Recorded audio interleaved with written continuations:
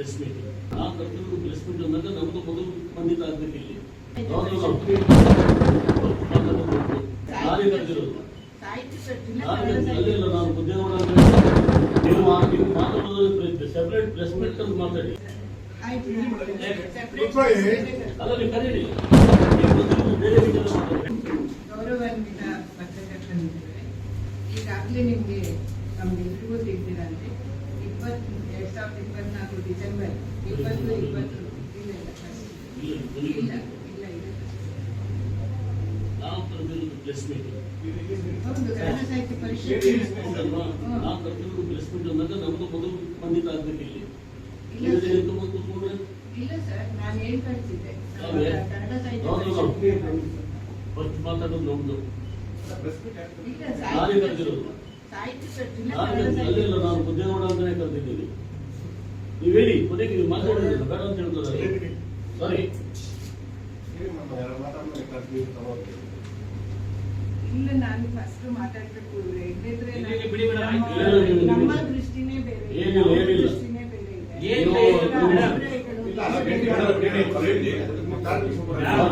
ನೀವು ಮಾತಾಡೋದು separate press meet ಅಂತ ಮಾತಾಡಿ.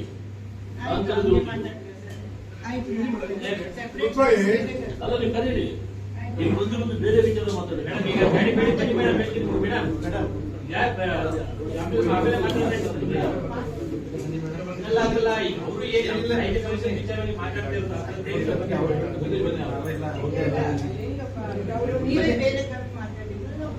ಮೇಡಮ್ ಆ ವಿಚಾರ ಮಾತಾಡ್ತಿದ್ದೀವಿ.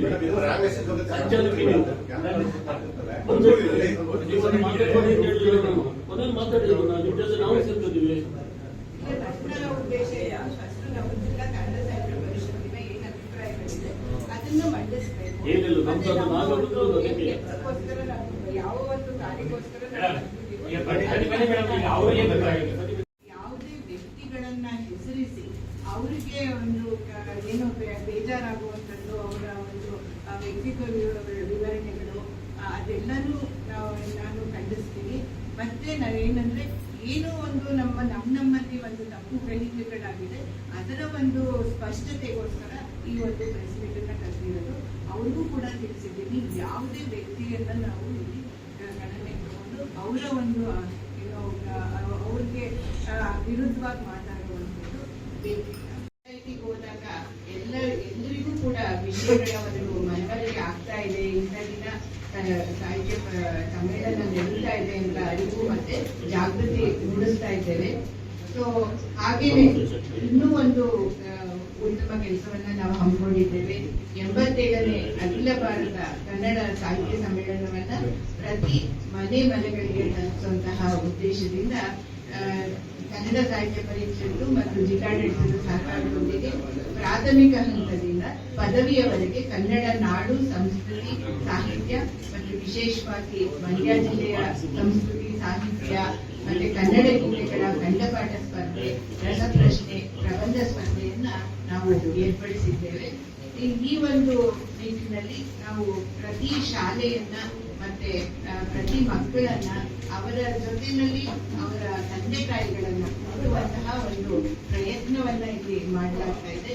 ಇದಕ್ಕಾಗಿ ನಾವು ಪ್ರಾಥಮಿಕ ಶಾಲೆಯ ಉಪಾಧ್ಯಾಯರು ಮತ್ತು ಪ್ರೌಢಶಾಲೆಯ ಉಪಾಧ್ಯಾಯರುಗಳನ್ನ ಕರೆದು ನಮ್ಮ ಪ್ರೊಫೆಸರ್ ಕೃಷ್ಣೇಗೌಡರಿಂದ ಅವರಿಗೆ ಯಾವ ರೀತಿಯಲ್ಲಿ ಪ್ರಶ್ನೆಗಳನ್ನ ಕೇಳಬೇಕು, ಯಾವ ರೀತಿಯಲ್ಲಿ ಕಂಠಪಾಠ ಸ್ಪರ್ಧೆ ಮಾಡಿಸ್ಬೇಕು, ಅವ್ರನ್ನ ಮಕ್ಕಳನ್ನ ಹೇಗೆ ನಾವು ಈ ಸ್ಪರ್ಧೆಯಲ್ಲಿ ಒಳಗೊಳ್ಳಬೇಕು, ಇದರ ಬಗ್ಗೆ ಒಂದು ಪರಿಚಯವನ್ನ ಅವರಿಗೆ ಮಾಡಿಸ್ಕೊಟ್ಟಿದ್ದೇವೆ. ಹಾಗೇನೆ ಪ್ರೌಢಶಾಲಾ ಪ್ರಾಥಮಿಕ ಶಾಲಾ ಮಕ್ಕಳಿಗೆ ಕನ್ನಡ ಗೀತೆಗಳ ಕಂಠಪಾಠ ಸ್ಪರ್ಧೆಯನ್ನ ಒಂದೇ ದಿನ ಏಕಕಾಲ ನಡೆಸಬೇಕು. ಆಮೇಲೆ ಕ್ಲಸ್ಟರ್ ಹಂತದಲ್ಲಿ, ಆಮೇಲೆ ಜಿಲ್ಲಾ ಹಂತದಲ್ಲಿ ಸ್ಪರ್ಧೆ ಮಾಡ್ತೀವಿ. ಪ್ರೌಢಶಾಲೆಯಲ್ಲಿ ರಸಪ್ರಶ್ನೆ ಸ್ಪರ್ಧಾ ಪರೀಕ್ಷೆಯನ್ನ 2024 ನವೆಂಬರ್ ತಿಂಗಳ 30ರಂದು ಏರ್ಪಡಿಸಿದ್ದೇವೆ. ಇದರಲ್ಲಿ 68,000ಕ್ಕಿಂತ ಹೆಚ್ಚು ಮಕ್ಕಳು ಸ್ಪರ್ಧೆಯಲ್ಲಿ ಭಾಗವಹಿಸ್ತಾ ಇದ್ದಾರೆ. ಇದು ಪ್ರೌಢಶಾಲೆಯಲ್ಲಿ. ಪದವಿ ಪೂರ್ವ ಕಾಲೇಜಿನಲ್ಲೂ ಕೂಡ ಜಿಲ್ಲೆಯಾದ್ಯಂತ 15,000ಕ್ಕಿಂತ ಹೆಚ್ಚು ಮಕ್ಕಳು ಸ್ಪರ್ಧೆಯಲ್ಲಿ ಭಾಗವಹಿಸ್ತಾರೆ. ಮತ್ತೆ ಇದರಲ್ಲಿ ಪದವಿ ಹಂತದಲ್ಲಿ ಪ್ರಬಂಧ ಸ್ಪರ್ಧೆಯನ್ನ ಏರ್ಪಡಿಸಿದ್ದೇವೆ. ಮದುವೆ ವೈಯಕ್ತಿಕ ಪ್ರಶ್ನೆ ಇದೆ. ಯಾರು ಏನ್ ಮಾತಾಡಬೇಕು ಹೇಳ್ಬೇಡ, ನೀವು ಹೇಳ್ಬಾರ್ದು. ನನ್ನ ಮೇಲೆ ಬರುವಂತವ್ರು ಹೇಳೋದಕ್ಕೆ ಓರಿ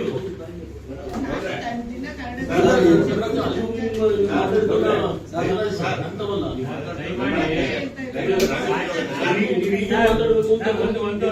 ಕಳೆದ ಕೆಲವು ದಿನಗಳಿಂದ ನೀವೆಲ್ಲ ಗಮನಿಸ್ತಾ ಇದ್ದೀರಿ.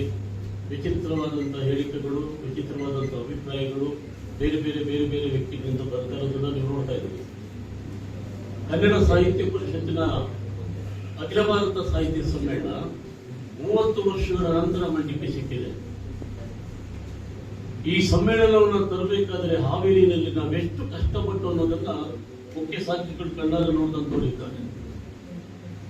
ಜೋಶಿಯವರು ಅವರ ಚುನಾವಣಾ ಪೂರ್ವದಲ್ಲಿ ಗೊತ್ತಿದ್ದೇನೋ ಮಂಡ್ಯಕ್ಕೆ ಸಮ್ಮೇಳನವನ್ನು ಕೊಡ್ತೀನಿ ನಾನು ಅಂತ ಆ ಮಾತನ್ನ ಅವರು ಕೂಡ ಬಹಳ ಕಷ್ಟಪಟ್ಟು ಭಾರಿ ಒತ್ತಡಗಳ ನಡುವೆ ಕಷ್ಟಪಟ್ಟು ಉಳಿಸ್ಕೊಟ್ಟಿದ್ದಾರೆ.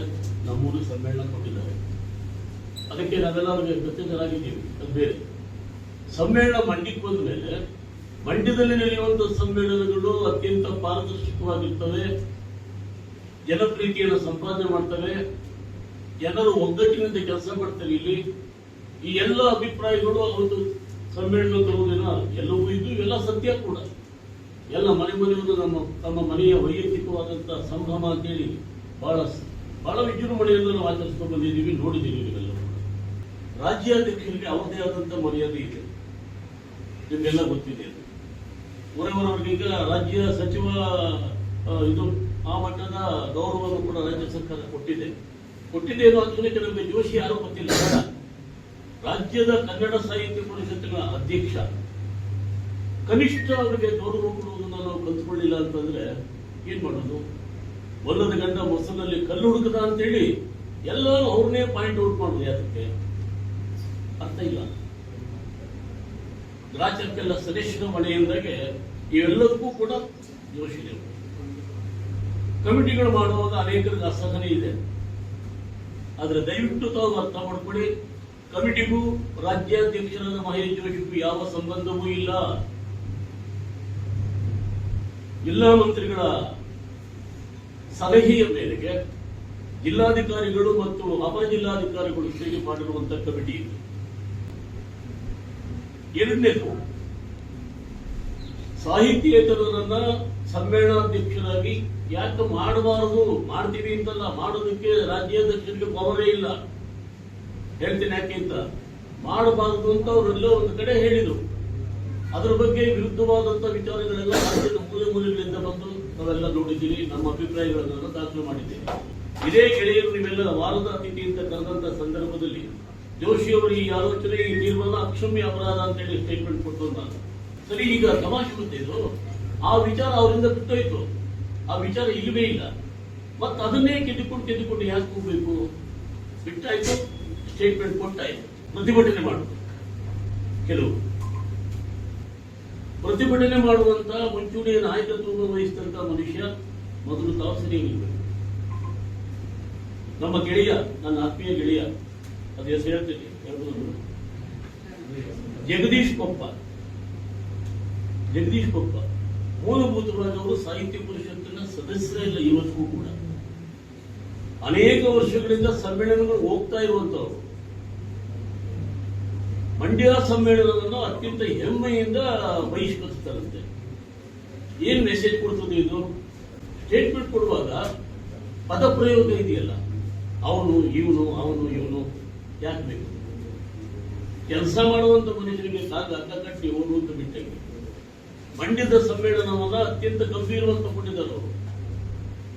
ಅವ್ರ ಜೊತೆ ನಾವು ಕೈ ಜೋಡಿಸ್ಬೇಕಲ್ವಾ? ಅವ್ರು ಮಾಡ್ತಾನೆ ಇಲ್ಲ. ಆ ವಿಚಾರಕ್ಕೆ ನಾವು ತಲೆ ಆಗ್ತಾ ಇಲ್ಲ. ನಾವು ಜೋಶಿ ಅಮೆರಿಕಕ್ಕೆ ಹೋದ್ರು, ಯುರೋಪ್ ಹೋದ್ರು ಅಂತ ಹೇಳ್ತಾರೆ. ಯಾಕೆ ಹೋಗ್ಬಾರ್ದು?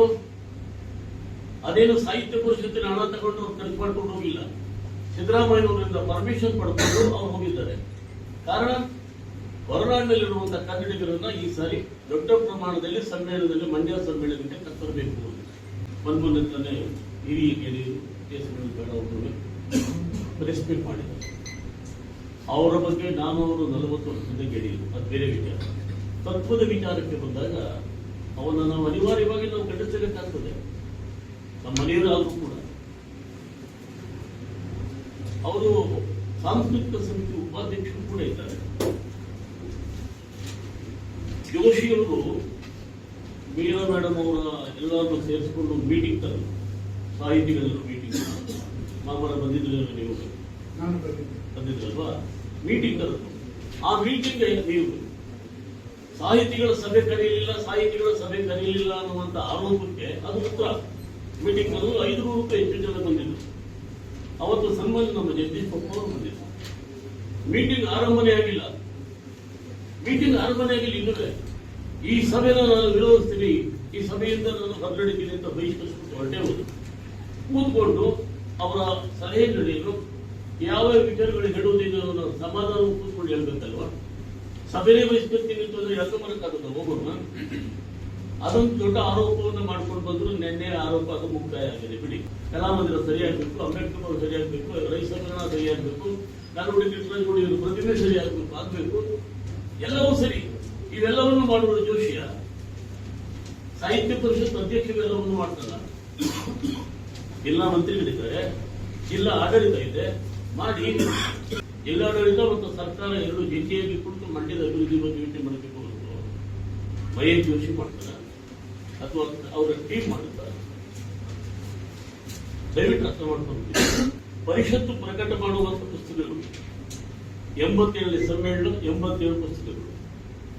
ಮಂಡ್ಯಕ್ಕೆ ನಾವು 38 ಪುಸ್ತಕಗಳನ್ನು ದಕ್ಕಿಸಿಕೊಂಡಿದ್ವಿ. ದುರದೃಷ್ಟವಶಾತ್ ನಮ್ಮ ಲೇಖಕರು ಮನಸ್ಸು ಮಾಡಲೇ ಇಲ್ಲ. ಕೇವಲ 27 ಪುಸ್ತಕಕ್ಕೆ ಸೀಮಿತ ಆಗಿದೆ. ಈಗ ಕೊಟ್ಟರು ತಗೋತೀವಿ ನಾವು,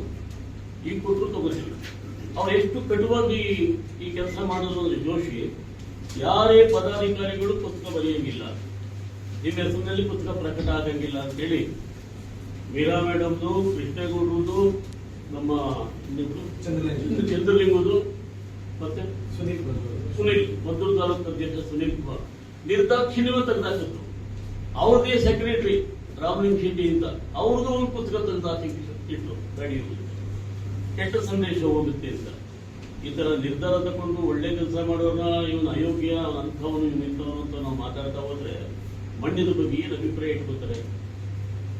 ಬಹಳ ಮುಖ್ಯವಾದ ಪರಿಷತ್ ಪ್ರಕಟ ಮಾಡುವಂತ ಪುಸ್ತಕಗಳಲ್ಲಿ ಸಾಮಾನ್ಯವಾಗಿ ಪ್ರಧಾನ ಸಂಪಾದಕರು, ರಾಜ್ಯಾಧ್ಯಕ್ಷರು,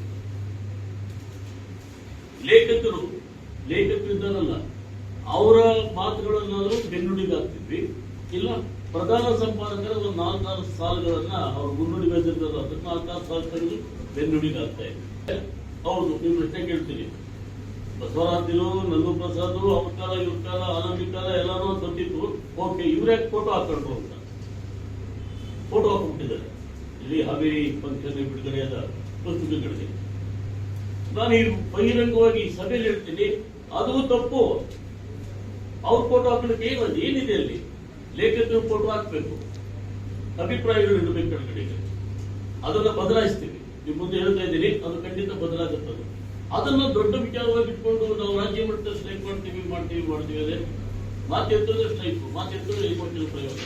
ಜಾಗ ಅಮರಾವತಿ ಹೋಟೆಲ್ ಪಕ್ಕದ 60-70 ಎಕರೆ ಜಾಗ, ಅಷ್ಟು ದೊಡ್ಡ ಜಾಗ ಮಂಡ್ಯದ ಸುತ್ತಮುತ್ತ ಎಲ್ಲೂ ಸಿಗಲಿಲ್ಲ. ಒಂದು ಚಿಕ್ಕಮಂಡ್ಯ ನನಗೆ ಹೇಳಿದೆ, ಅಲ್ಲಿ ನೋಡಿದೀವಿ ಎಂತ ಇಕ್ಕಟ್ಟು ಅಂತ.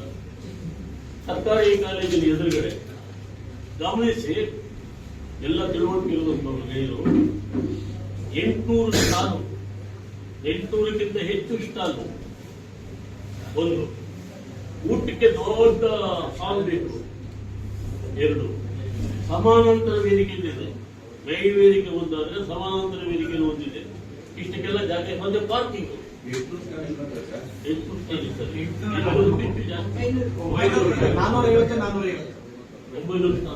ನಾನು ಈಗ ಹೇಳಿದ್ರೆ ಈ 2 ಜಾಗಗಳು ಎಲ್ಲಿ ಹೊಂದಾಣಿಕೆ ಆಗ್ತವೆ? ಬರೋಬರ ಸ್ಥಳ ನಿಗದಿ ಮಾಡಿದ್ರು ಮಹೇಶ್ ಜೋಶಿ ಅವರ ತೀರ್ಮಾನ ಅಲ್ಲ.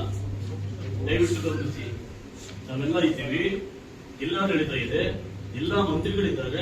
ಅವರೆಲ್ಲರ ಆದೇಶದ ಮೇರೆಗೆ, ಅವರೆಲ್ಲ ಸಲಹೆಯ ಮೇರೆಗೆ ಆ ಜಾಗವನ್ನು ನಾವು ಆಯ್ಕೆ ಮಾಡ್ಕೊಳ್ಳೋದು. ನಾನು ಅವ್ರ ಪರವಾಗಿ ವಕಾಲತ್ತು ವಹಿಸ್ಕೊಂಡಿದ್ದೀನಿ ಅಂತಲ್ಲ, ವಾಸ್ತವನ ಗೆಳೆಯರ ಮುಂದೆ ಇಡ್ತಾರೆ. ಏನೂ ಅವರ ವಿಚಾರವೇ ಇಲ್ಲ, ಸ್ಥಳದ ಆಯ್ಕೆ ಬಗ್ಗೆ ಅವ್ರ ವಿಚಾರನೇ ಇದೆಯಾ? ಯಾಕೆ ಇಷ್ಟೊಂದು ಗಲಾಟೆ ಮಾಡ್ತಾ ಇದ್ದಾರೆ? ಇಲ್ಲಿಂದ ಅಲ್ಲಿಗೆ ಸರ್ಕಾರಿ ಬಸ್ಗಳು ಹೋಗುದು ಬರೋದು ಪ್ರತಿ 2 ದಿವಸಕ್ಕೂ ಬಸ್ ಹೋಗ್ತಾ ಇತ್ತು. ಇಷ್ಟೆಲ್ಲ ಅನುಕೂಲಗಳನ್ನು ಮಾಡಿಕೊಂಡು ಕೂಡ ಯಾವುದೇ ದೊಡ್ಡ ವಿಚಾರ ಆಗೋದ್ರೆ ಮಾಡೋದೇನ? ಸಾಹಿತ್ಯ ಪರಿಷತ್ತಿನಲ್ಲಿ ಸಮ್ಮೇಳನ ಇಲ್ಲ, ಮಂಡಿತ ಬಗ್ಗೆ ಒಂಥರ ಪ್ರಬಲನ ಆಗುತ್ತಿದೆ ಅವ್ರಿಗೆ. ಯಾವ ಉತ್ಸಾಹದಿಂದ ಇಲ್ಲಿ ಸಮ್ಮೇಳನ ಮಾಡಬೇಕು ಅಂತ ಬಂದ್ರು. ಈಗ ನೆನ್ನೆಯ ಘಟನೆ ಎಲ್ಲ ನೋಡಿದ್ದೀರಿ, ಪತ್ರಿಕೆಲೆಲ್ಲ ಸುದ್ದಿ ಮಾಡಿದ್ದೀರಿ. ಇವೆಲ್ಲ ಬೇಕಿತ್ತ? ಸಮ್ಮೇಳನ ಹೇಗೆ ನಡೀಬೇಕು ಅಂತ ಸಲಹೆ ಕೊಡಿ ಅಂತ ಮೇಡಮ್ ಬಹಳ ಪ್ರೀತಿಯಿಂದ ಎಲ್ಲರೂ ಕರೆದ್ರೆ ಟೀಕೆಗಳು ಮಾಡ್ತಾ ನಿಂತ್ಕೊಳ್ಳೋದ ಪರಸ್ಪರ ಟೀಕೆಗಳು ಬೇಕು. ಮರ್ಮಾಘಾತ ಆಗುವಂತೆ ಟೀಕೆಗಳು ಮಾಡಿದ್ರೆ ಮನುಷ್ಯ ಕೆಲಸನೇ ಮಾಡದೆ ಬೇಜಾರು ಮಾಡ್ಕೊಂಡ್ಬಿಡ್ಬೇಕು. ಆ ತರ ಟೀಕೆಗಳನ್ನು ಮಾಡಿದ್ರೆ ಹಣ ಉಳ್ಕೊಡ್ರೆ ವಾಪಸ್ ಸರ್ಕಾರ ಕೊಡಲ್ಲ. ಜಿಲ್ಲಾಡಳಿತ ಇರ್ತದೆ, ಜಿಲ್ಲಾ ಮಂತ್ರಿಗಳು ಇರ್ತಾರೆ, ಪದಾಧಿಕಾರಿಗಳು ಇರ್ತಾರೆ. ಆಮೇಲೆ ನೋಡಿ ಈಗ ನೋಡಿ, ಈಗ 19 ಜನ ಪ್ರಶ್ನೆ ಚೆನ್ನಾಗಿ ಕೇಳಿದ್ರಿ, ಉಳಿಸ್ತೀರಾ ಅಂತ. ಉಳಿಸ್ತೀರಾ ಅಂದ್ರೆ ಉಳಿಸೋದು ನಾವು ಉಳಿಸೋದು ಅಲ್ಲ, ಅವಾಗ ಉಳಿತು, ಇವಾಗ ಉಳಿಸ್ತೀರಾ ಅಂತ ಇಲ್ಲ. 30 ಕೋಟಿ ಕೊಟ್ಟಿದ್ರು ಹಾವೇರಿಗೆ. ಅವಾಗ ಕಡಿಮೆ 94 ಇದಕ್ಕೂ ಇವತ್ತು 45 ಲಕ್ಷ ಪ್ರಾಜೆಕ್ಟ್ ಅವತ್ತಿದ್ದು, ಅದ್ರಲ್ಲಿ 8 ಲಕ್ಷ ಅಲ್ಲ, ಇಲ್ಲಿ 30 ಕೋಟಿ ಕೊಟ್ಟಿದ್ರು ಹಾವೇರಿಗೆ. ಇನ್ನು 5 ಕೋಟಿ ಬಾಕಿ ಉಳ್ಕೊಂಡಿದೆ. 5 ಕೋಟಿ ಜಿಲ್ಲಾಡಳಿತ ಆಫೀಸ್ ಸಂಸ್ಥವ್ರೆ ದುಡ್ಡು ಕೊಟ್ಟಿದ್ದ ವಾಪಸ್ ಕೊಟ್ಟರು. ಸಿದ್ದು ಅವರೇ ಪತ್ರಿಕೆನಲ್ಲಿ ವರದಿ ಮಾಡಿ ಅಲ್ಲ ಆಯ್ತು, ಅದಕ್ಕೆ ಕೊಡ್ಸಿದ್ರಿಂದ ಇಲ್ಲಿ ನಮ್ಮನ್ನು ನೋಡ್ಕೊಂಡ್ರು ಆಗತ್ತೆ. ಆತರ ಯಾಕೆ ಕಾಯ್ಬೇಕಲ್ವಾ? ಈಗ ಆಲ್ರೆಡಿ ಅವತ್ತೇನಾದಾಗ ನಾವು ನೀವೆಲ್ಲ ಸೇರಿ ಪ್ರತಿಭಟನೆ ಮಾಡೋಣ, ಮೊದಲು ನಮ್ಮೂರಿಗೆ ಇದಾಗಬೇಕು ಕೊಡ್ರಿ ಅಂತ.